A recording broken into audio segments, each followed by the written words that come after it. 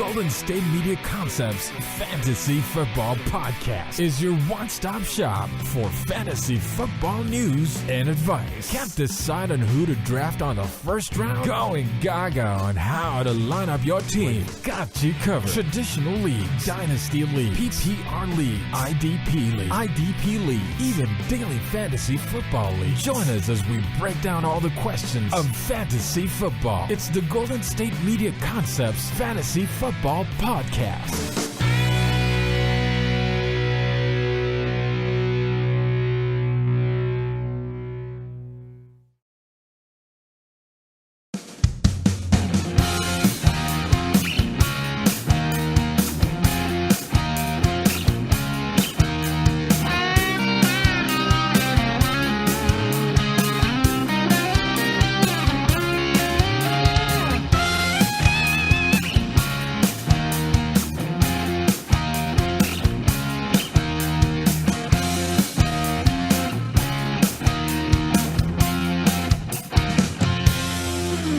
Thank you for tuning into the Golden State Media Concepts Fantasy Football Podcast, where I will give you advice on who to start, who to sit, who to pick up on the waiver wire every week in fantasy football. And I'm Jeremiah. And I'm Anthony. And Anthony will be joining the show every Friday. Mm-hmm. Yeah, so we're going to be talking about last night's Thursday night football game. We're going to view the standpoint of some performances of some players last night. And what are some of the performances that really stuck out to you last night, Anthony? So, you do kind of go into the game that the Patriots were going to rely that much on Jacoby Brissett. Third-string quarterback, you don't really rely on him at all as far as the season goes. But he was thrown in there because Brady had suspension, Garoppolo had his injury, so he was kind of thrust into the starting role. Fine. But you see how LaGarrette Blount had 105 rushing yards, or 105 yards, and Jacoby Brissett had 103 passing yards. So they relied way more on Blount, which makes sense. He's been in the system for a few years, has a Super Bowl ring. He knows what to do. He knows his role, knows how to do it really well. Brissett, it was just like, make sure you don't do anything. You don't have any disaster plays.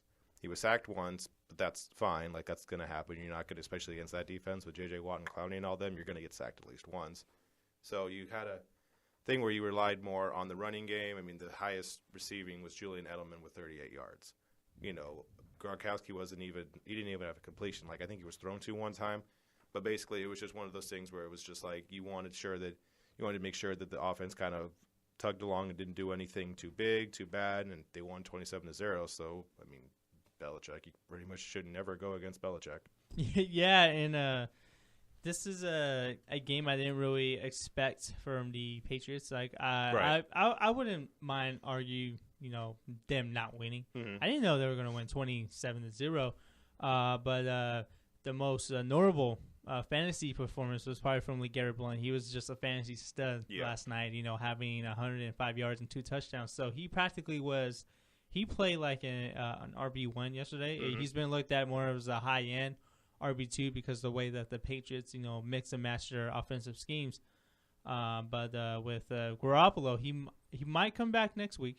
Right. I feel like, you have to pretty much kind of have to start him now. LaGarrette Blount? No, LaGarrette Blount. LaGarrette Blount, yeah. That it is because he has a double digits in every game so far. Yeah, no, he's definitely somebody you have to go because he's averaging almost 100 yards a game. If you combine everything, he's 298 yards all total, 4 touchdowns. Like, especially with the quarterbacks they had right now, you're going to rely on him more than anybody else. Maybe once Brady comes back, maybe that slides a little bit back. But at least for next week, yeah, you absolutely probably should start LaGarrette Blount because, again, Brissett's probably going to play. There were reports that Garoppolo couldn't even lift his shoulder throughout the week, so I don't think that's going to get any better with time, at least for the week or whatever else like that. Like, yes, you have a little bit more time to prepare, but that shoulder's still going to hurt. So you're going to throw Brissett out there one more time. You're going to go against the Bills, and the one thing that Belichick likes to do is to go against people in the division. He likes to face them, especially with Rex Ryan, who's faced in New York, faced in Buffalo. So now you're going to have something to where probably next week he wants to do the same sort of thing. Just run the ball. Don't do anything too excessive.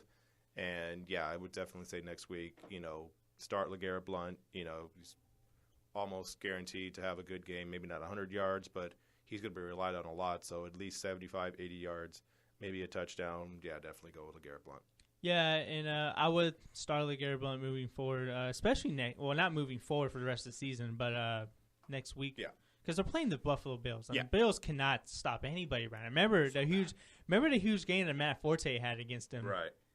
So I think LaGarrette Blount is probably going to be a top 10 play next week against Buffalo. And then no one else on the Patriots really had a very good fantasy performance. Because no one, I don't think Jacoby Brissett was on any fantasy radar. No. If for that matter. And Edelman, he was probably sat on a lot of benches this week. Because of Brissett, and he only had 38 yards. Yeah, last night. But for the Texans, I thought this was a really good game, to insert some of the Texans players in your lineup. Like Lamar Miller, he's probably going to be a top 5, top 10 play every week because he has a lot of carries for the Texans. And, I thought he was a must start for this game because of, he's relied on heavily. He has 21 touches last night on the ground. He did get double-digit points. He had 80 yards rushing, and then he did have 27 yards receiving. So he did have double-digit yards, double-digit performance. But I think the performance of DeAndre Hopkins and Will Fuller, I think they were kind of disappointing this week. Will Fuller, I think we did expect a little bit of regression from him, but I don't think we expected it this much because he did have 2 100-yard receiving games. And I was like, well, you got to ride a hot streak when it's hot. Right. So maybe the hot streak is done after 2 weeks, but he's someone I would still keep. But DeAndre Hopkins, you're probably never going to sit DeAndre Hopkins. Right. So it was a disappointing performance, but I do expect Hopkins and Will Fuller to have a really good fantasy performances next week against the Bills. Right. So not the Bills. Titans. The Titans, yeah, I'm sorry. Yeah. Titans, you would expect them to have a better game like that. And the thing with the Houston Texans is you could have said you can see this coming maybe because, you have Brock Osweiler who, I guess we couldn't say they saw it coming. We thought they would lose. On our football show last week, we bet the Texans would win. Fine. We didn't look that great there. But the one thing with the Texans and at least facing the Patriots, the Belichick's going to do something where he takes away your best thing, which, he took away maybe one of the best things as far as Osweiler goes because he's had some good games in the past. And the one thing they knew about him was, okay, we faced him once when he was in Denver, and he had an okay game, 200 yards, a touchdown, interception. He didn't have anything terrible. But, as long as you kind of kept him in check, we said Will Fuller didn't have a good game, DeAndre Hopkins didn't have a good game. It was something to where you could manage him. Fine, if you're going to have Lamar Miller go for 80 yards, that's fine. That's not going to kill us, but it's something to where it's like as long as they both didn't kill them, it was something that was going to go fine for them. And as you saw, with the kickoff returns, you had 2 fumbles right there. That's a backbreaker. That's going to make your whole offensive just kind of slouch. Because it's one thing like, okay, fine, we gave up a field goal, we gave up a touchdown, fine. But now let's go and score an offense. As soon as you get that, now you're giving the ball right back. That's got to be dispiriting. That's got to be something that makes you just feel terrible. As soon as it happens, you have to give the ball right back, and your defense has to try one more time to not allow any more points. Yeah, and whose fantasy value goes up for the Patriots? Who's that? Steven Gostkowski, baby. Yeah, exactly. Steven Gostkowski. No, I'm kidding, but Gostkowski's probably going to be started on a lot of lineups anyway because kicker's not really that much of a. He's one of the better kickers. He's one of the better kickers in the game, but it's not really a position that people pick off the waiver wire. Right. I just wanted to make that little joke. Kickers tend to be the people that's just like, okay, he's on a bye week. Okay, fine. Who else do we have? Okay, exactly. Yeah. You're facing a bad team. You're going to score a lot of points. That's kind of how that goes. You can pretty much stream them, and like I said, Gostkowski's value is up. Right. He's a must start moving forward. I'm kidding, but. But anyway, we're going to take our first break here at the Golden State Media Concepts Fantasy Football Podcast, and we are going to be discussing some sleepers for this weekend's games. Sounds good? Sounds good. All right, cannot wait. We'll be right back here at the Golden State Media Concepts Fantasy Football Podcast. Tired of searching the vast jungle of podcasts? Now listen close and hear this out. There's a podcast network that covers just about everything that you've been searching. Hey! The Golden State Media Concepts Podcast Network is here. Nothing less than a podcast bliss with endless hours of podcast coverage. From news, sports, music, fashion, cooking, entertainment, fantasy, football, and so much more. So stop lurking around and go straight out to the Golden State Media Concepts Podcast Network. Guaranteed to fill that podcast itch. Whatever it may be, visit us at www.gsmcpodcast.com. Follow us on Facebook and Twitter, and download us on iTunes, SoundCloud, and Google Play.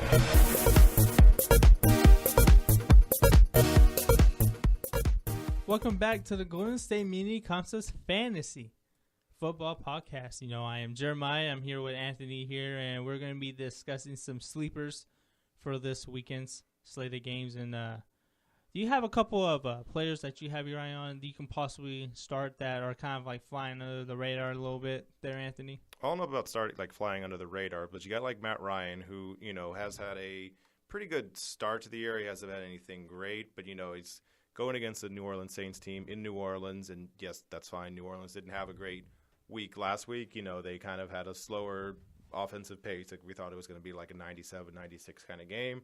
Turned out being only 16-13. 96-97. I mean, would you not have thought it was going to be something like that? Wow. Something that was like super high scoring? Because they had that last I think year. the scoreboard would have broke if it was that high. I mean, that's a Madden score. Wow. But, either way, we thought it was going to be a big game like that. But now you have it where, they're going to go into New Orleans, right? You're going to go into the Dome. You're going to be on a Monday night. It's going to be something to where, it'll probably be the exact opposite of last week because you have a little bit more time to prepare, and you're in a Dome, and it's two defenses that aren't exactly the best with New Orleans and Atlanta. So you're going to have a lot of really good stuff right there. For Matt Ryan, he's someone who, the Falcons aren't the best team in the league this year, so he's going to have something to prove as far as that goes. And you have the thing with New Orleans Saints. They're both struggling, so I think with something like this, I would look more with Matt Ryan. He's somebody who week one, Mohamed Sanu blew up, kind of regressed a little bit the week before, still has Julio Jones, who you basically should start every single time. I do not care who else you have. I don't care if it's Antonio Brown, Gronkowski, and DeAndre Hopkins. You still start Julio Jones every single week. So I would look at him as having like another breakout game, maybe even dip it into like 350 to 400 yards, maybe getting a couple of touchdowns, just basically relying a lot on Julio Jones. He's someone who I would absolutely start 100%. Yeah, and Matt Ryan has got off to a great fantasy start this season. He had, in my league, that is, he's probably the top-rated fantasy quarterback. Right. And, he had 24.3 points against the Tampa Bay Buccaneers, who, he absolutely shredded that defense. Yep. And then Oakland, a defense that can't stop anybody, he had 28.8 fantasy points, and I expect him to shred the New Orleans Saints defense. This is kind of like a pass-happy offense because, they can't – the Falcons can't get the running game going with Devontae Freeman and Tevin Coleman, who are kind of like fantasy does at this point because, that committee is really split. We'll probably get into them later, maybe, in the last segment here. But, yeah, I would go with Matt Ryan if you don't have anybody else. Honestly, I say Matt Ryan is probably a must-start right now. Right now, until further notice. Yeah, absolutely. Yeah, unless you got Cam Newton or someone better. Yeah, I would be afraid of Cam Newton though this week, because Cam he's going against that Vikings defense, and we've seen how that Vikings defense goes. I'd be a little bit scared of Cam Newton. And they stopped Aaron Rodgers. Right. Yeah. But Cam Newton, he's that guy you're never really going to bench. He's really not going to be that guy you bench a lot. So. Yeah, but Matt Ryan is someone that if he's on your waiver wire, you better pick him up right now. Oh yeah. If he's still on your waiver wire, then you have a wow, bad league. You have a bad league. You need to play in a different league. Yeah, I'm just saying.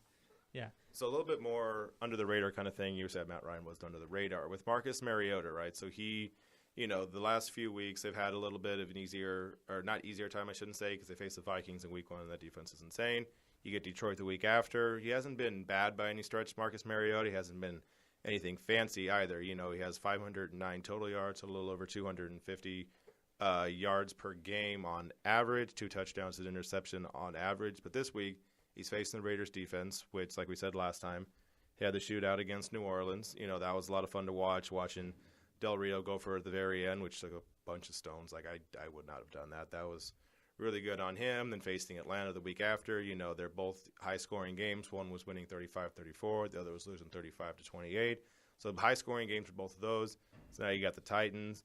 You have Marcus Mariota. I would, start him because, as we've seen, that defense doesn't exactly have the strongest, stopping powers. So if you have Mariota, if he's someone who actually would possibly be on the bench or be in the free agent pool. So, if you see him, he's got Delaney Walker and stuff like that. DeMarco Murray can get a couple of catches out the backfield. I would play him. I would play Marcus Mariota because I think he's going to have maybe not a fantastic game, but better than, some of the other people that are going to play this year, because you have some bad quarterbacks that are starting, whether it be Brian Hoyer, whether it be Kessler for Cleveland. Like, you're going to have some bad ones. I think he's going to be in the top probably 10 to 12 or so, Marcus Mariota, and he's someone that you don't necessarily expect to have a big game. Yeah, and the reason why I would say if Marcus Mariota's on your waiver wire, which I probably think he's most likely is on majority of leagues, if you really need help at quarterback this week, I would pick him up and maybe start him if you really need help. Yeah. Because he's playing a defense that pretty much has allowed 500 yards per game to Matt Ryan and Drew Brees, even though they are really good passers. Right. Marcus Mariota, this could be a potential breakout game for him. Yeah.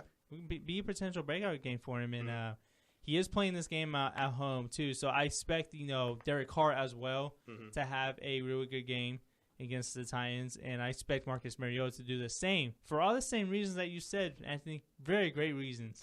Thank you. Appreciate that. You're so kind. Yes. And I want to get into some running backs here, running back sleepers. Okay. Because there were so many injuries last week to the running back position. I even talked about it on the Tuesday show. But the Amir Abdullah, which is a guy I didn't really get into on Tuesday's show, I kind of ran out of time. But Amir Abdullah was the early down back for the Detroit Lions, and he got hurt last week with a foot injury. So he's going to miss some time. Steele Reddick is probably the back. He's the number one, yeah. Probably the number one back. He's probably I'm not sure if he's the back to own. Right. Because there's a rookie there named Dwayne Washington that can probably have an increased role, especially this week. He's going to get some goal line looks. He might get some early down looks, which is very important. Dwayne Washington is someone I think that could be a sleeper for this week. He was probably not a popular waiver wire pickup, but he probably was someone that was picked up on some leagues because of Abdullah's injury. Right. So I do expect to be a sleeper for sleeper week for Dwayne Washington there in Detroit. Yeah, so here's the thing with Detroit. So they're going against Green Bay Packers, which, they haven't exactly been the best team. The Packers have been up and down. Aaron Rodgers hasn't been everything you'd hoped he would be.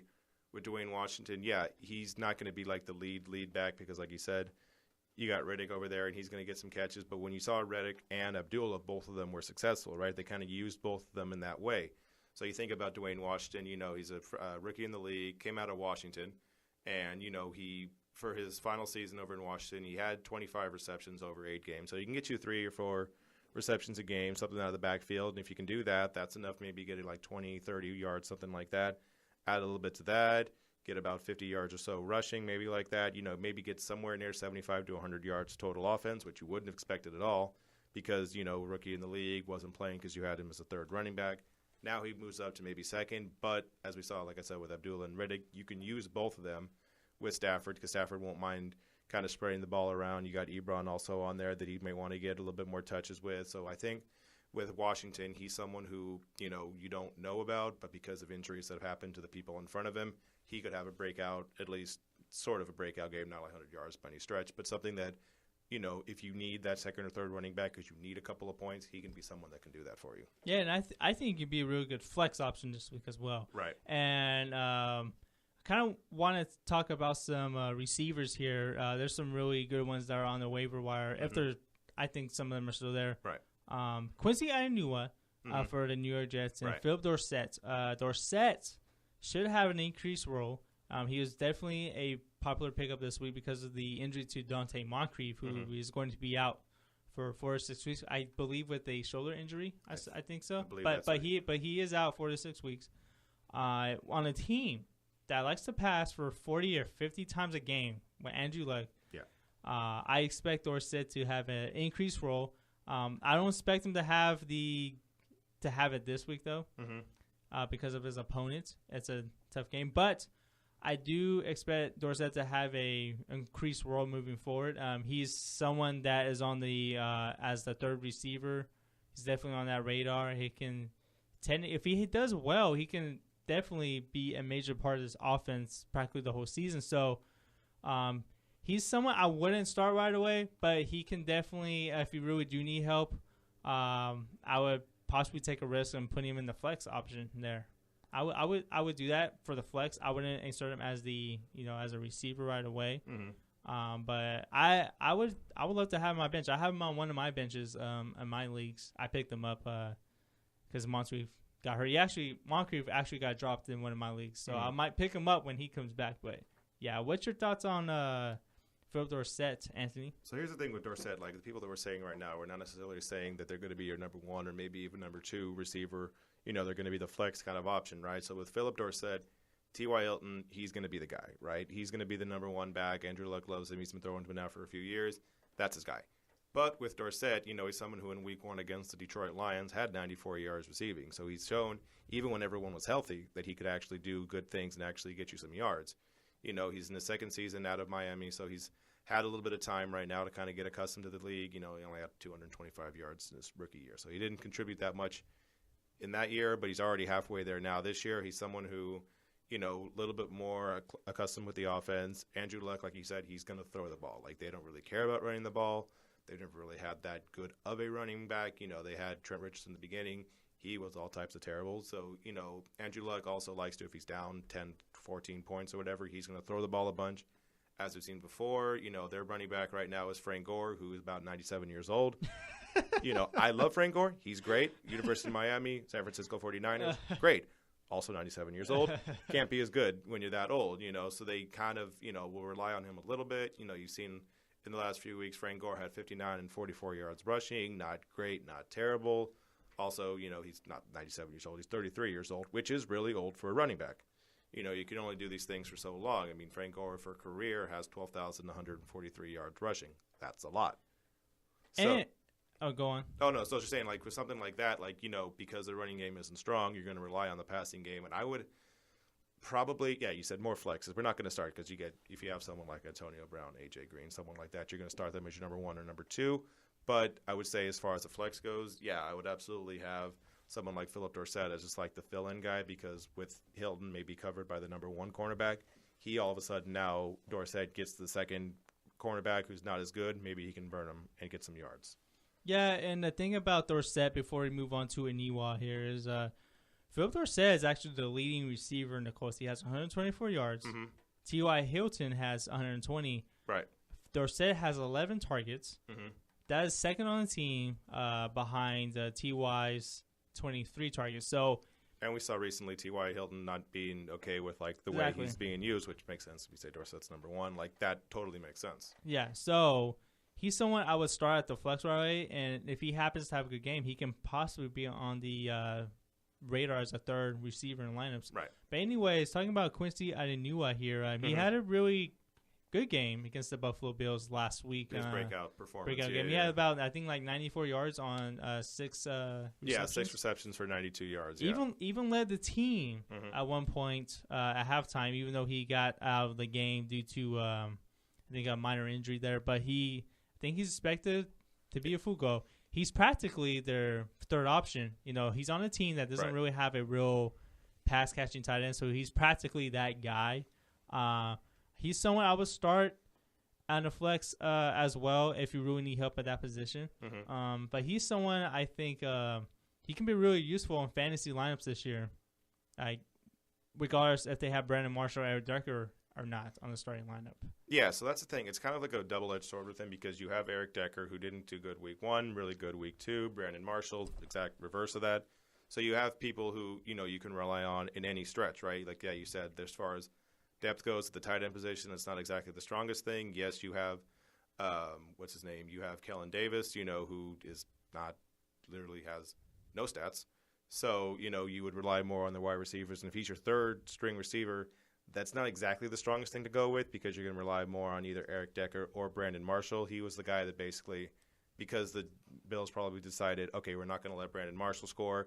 which led to Eric Decker being open, and then, he came out of nowhere, Enunwa. So I would be hesitant to start him just because it's one thing to break out of nowhere. It's something to keep doing it for the third string, because now you're going to have defenses coming after you. And you have the Chiefs defense with Eric Berry, with Marcus Peters, people who know what they're doing, and it's going to make it a lot harder for him to have as much success.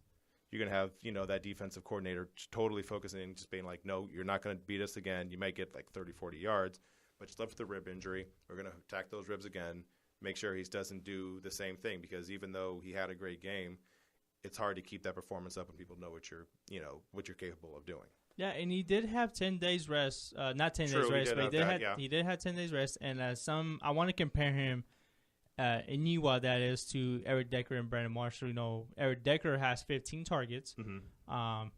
Brandon Marshall has the team lead in 17. Mm-hmm. Quincy and Enunwa has 14. So they're all getting their targets. They all have more than 100 yards receiving. Right. Eric Decker's the leading receiver. And he was actually second in team receiving, 146, and Brandon Marshall is 133. So I do think he's better as a flex option at this point, because we have to see more. He's more of the wait and see approach type of player. To be fair, he had a good week in the first week against the Bengals. He had 54 yards and a touchdown. So he had probably more fantasy yards in week 1 than he did week 2. Yeah. So we saw him because it was on Thursday Night Football. It was like that breakout where you actually see the people instead of just watching someone on the red zone score a touchdown and not know who that guy is. Yeah, so he is someone that looks like he's involved. But I would say if I had to pick between Enunwa and Dorsett, I would probably pick Dorsett because of he's just the number 2 guy. But we're gonna take our second break, and we're going to get into some start and sit advice. Cool. Guys, you can start, and guys, you should sit. So we'll be right back here at the Golden State Media Concepts Fantasy Football Podcast.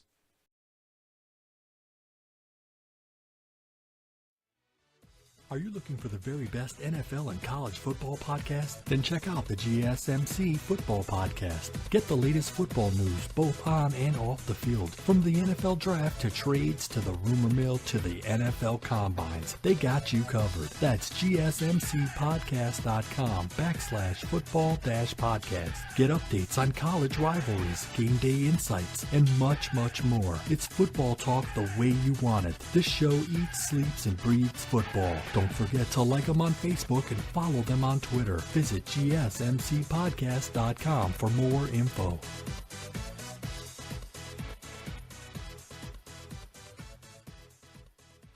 And welcome back to the Golden State Media Concepts Fantasy Football Podcast. So we've gone, the first 2 segments we talked about the Thursday Night Football game with the Houston Texans and New England Patriots. We had the second segment talking about, whether Matt Ryan, Mariota, people, whether not they'll be good or bad, or whether they should be start or sat. So now we're going to go into the third segment. We're going to say, the people who, we don't trust necessarily, right? So for me, the first person that I would go with as far as not trusting so much, even though I know he's a great quarterback, even though I know he's someone who you probably should start, most of the time, the one that I would be the most afraid of as far as to start would be Cam Newton, because he is going into he's going to be at home, and that's fine, but he's going against the Minnesota Vikings, and their defense is vicious. Their defense will just intimidate people, and it's something that, even though it's Cam Newton, you've seen him if he goes against a good defense like he did with the Denver Broncos in the Super Bowl, he can be fine, but it's not going to be anything where fantasy-wise it's going to get you a lot of points. Yeah, and I have to disagree with you on this. That's fine. I can't sit Cam Newton. He's one of those players you just can't sit. He did get 30 points last week against a bad 49ers defense, and he got 20 points though against the Denver Broncos. So if you get 20 points from a quarterback, it's a good game. That's what you want anyway. You want 20 or more, right? Well, at least that's the way I approach it. Give or take, that sounds about like a good game. I can't sit. I just can't sit. Can't sit him. I know the Vikings defense is really good. That's fine. We don't agree on everything. They did really well. Containing Aaron Rodgers and that whole offense. But I do expect Cam Newton to not absolutely shred it, but actually have a better game than Aaron Rodgers did. He's not going to come. This is going to be a close game, reality football wise. Right. But fantasy football wise, I do expect Cam Newton to have a solid performance. But I would not sit him. But a guy I will sit, it's probably Matthew Stafford against the Packers. Okay. Yeah, he's someone that I would probably start out. I know he came off a dominant Week 1 win against the Colts. He kind of had a worse performance last week, but going against a Packers team and Defense, they always seem to play. These division games, they always seem to play tough. I know Matthew Stafford throws out a lot, Right. but I think honestly the Packers defense they're tough play. They're a tough team to play, especially at Lambeau Field. He's someone I don't really technically trust. This week, so that's why I would sit him against the Green Bay Packers. So here's the thing, Matthew Stafford, he had a little bit of a worse game the second week against the Tennessee Titans, and if you look last year when he faced the Green Bay Packers, division rivalry, so you're going to face them twice. 242 yards, 2 touchdowns, 1 interception in the first game, and the second one when it was at home, 220 yards, 2 touchdowns, 0 interceptions. So for both of those games, not exactly a whole bunch of yards passing, so about 230 yards on average. He'll get you a couple of touchdowns. It's going to get you an average amount of points. He's not going to break the 300-yard threshold. He's not going to throw for 4 touchdowns. Division rivalry, you always kind of take down the points a little bit because it tends to be something where everyone knows each other. I mean, we saw in week 2, we thought the Rams were really, really bad, and then they beat the Seattle Seahawks. Yeah. So, division rivalries are always weird with that sense, right? It's always something to where it's like, oh, this team's going to smash them. Not exactly every time. But we've seen last year as far as, the Detroit Lions went when they faced the Packers, it wasn't something, they went 1-1 against them. They won the first one 18-16, and they lost the second one 23-27. So this game's going to be close. Maybe it's not super high scoring. Maybe it'll be 24-20 or something like that as the final score. Maybe he gets a couple of touchdowns. I wouldn't – see, but we talked about the first time with Cam Newton how he's not going to be great. He's going to be okay. I would say that more with Matthew Stafford.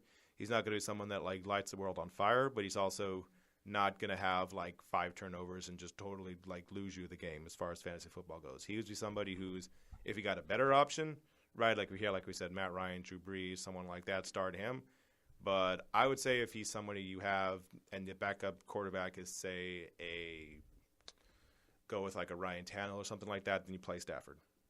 And that leads me to my next. Okay, that leads me to part 3. That leads me to one of my starts this week. Okay. That is Ryan Tannehill against the Browns. So we're basically not going to agree on this stuff. It's basically how this is going to go. Yeah, That's fine. This is great. Yeah. This is great. I really like the opposition here, but I know you are a Miami Dolphins fan, and you do not like Tannehill at all. Well, here's the thing. It's not that I don't like Tannehill. It's a thing of okay, so if you're a fan of a team, right, you kind of pay attention a little bit more to the people on your team, right, than you will across the whole NFL, right? I'll pay more attention to Brian Tannehill than I will to Marcus Mariota, right? I'll pay more attention to him. So I've seen what he's been over the last few years. He's had a few offensive coordinators. He's had a few head coaches, people who have had him with all these schemes, and whether he had Mike Wallace, he didn't do well with them. Now he's got Devontae Parker, who he's had some success, some not. He's someone who has dynamic, attributes, but he's not exactly been healthy enough. He's someone who, I was hearing last year, he wasn't even allowed to, audible out of stuff. Whatever the play was, I don't care if there was 9 men in the box, you run this play, which means they have a lot of confidence in him. And I understand he had a good game last week against New England Patriots. They were also getting blown out. It was one of those, not garbage time because it was still the first half, early second half time of thing. But if you're down by that much, you're going to throw the ball kind of Andrew Luck style to where it's just something where you're going to score a lot of points in fantasy because since you're down by so much, it does no good to run the ball. Plus, their running backs, at that week, I think Arian Foster got hurt. Jay Ajayi is unknown. So you're going to throw the ball, and you're going to have some options, whether it be Devontae Parker or it be Kenny Stills, or it's going to be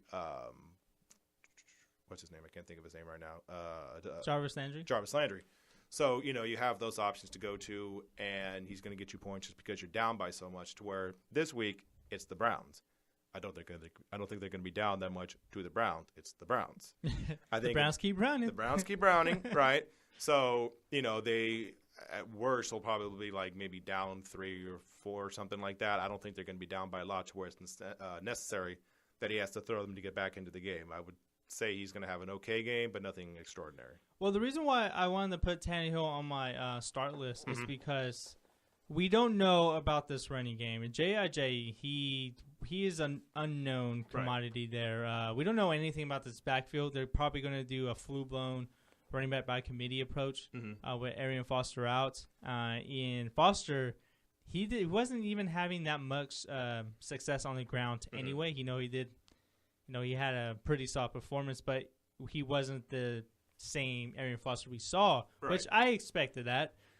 So I do think they're going to rely more on Tannehill in this game. So I expect the offense, the pass game that is, to fire on all cylinders. So that's why I think Devontae Parker is someone you should start. Jarvis Landry is probably going to be a starter, a must start every week.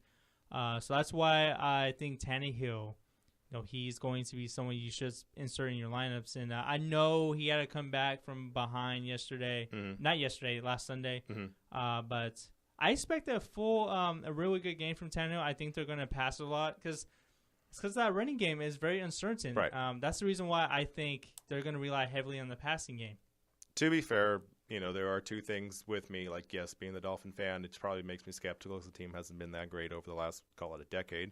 So, that probably makes my expectations go down. And also, to your credit, the Browns. They're facing the Browns. And you just assume that if a team is facing the Browns, they're going to do well because the Browns, like you said, the Browns keep Browning, You had Carson Wentz, a rookie, do well in that game in week 1. Like, we didn't know if Carson Wentz would, be able to stay in the game. Like, we thought he was going to be terrible.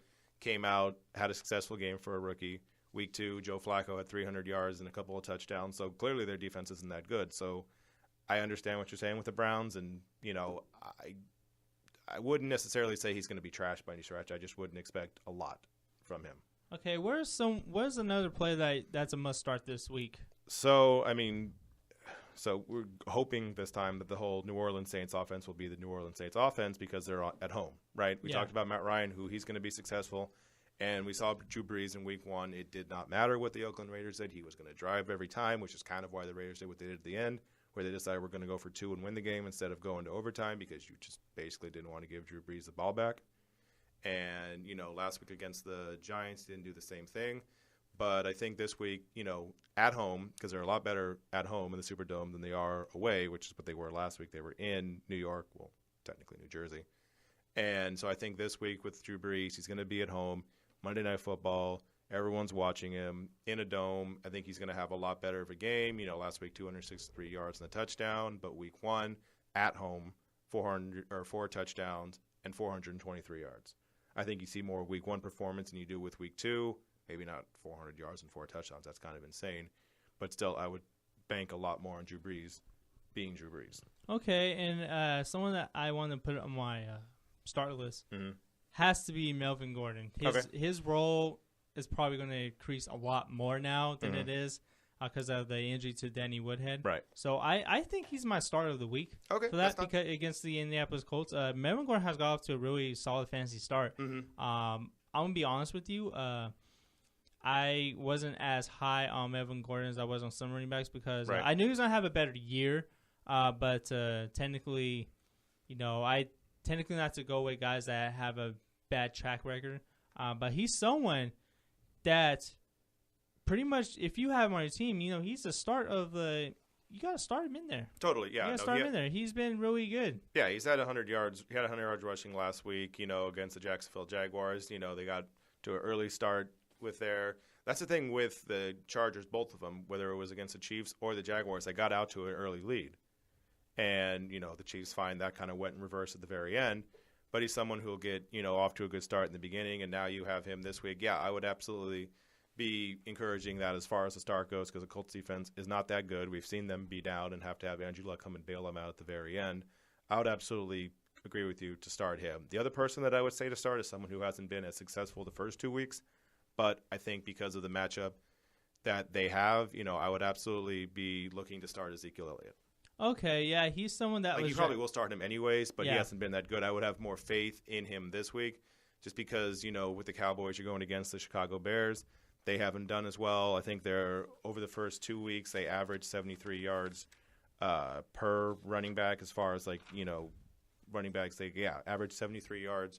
So maybe that's not what he's averaged over the first 2 weeks, but I think him, being a little bit more comfortable, going against a bad defense because, he went against the Giants and the Redskins, both of them division rivals. That's never going to be fun. They're always, go against each other really, really hard.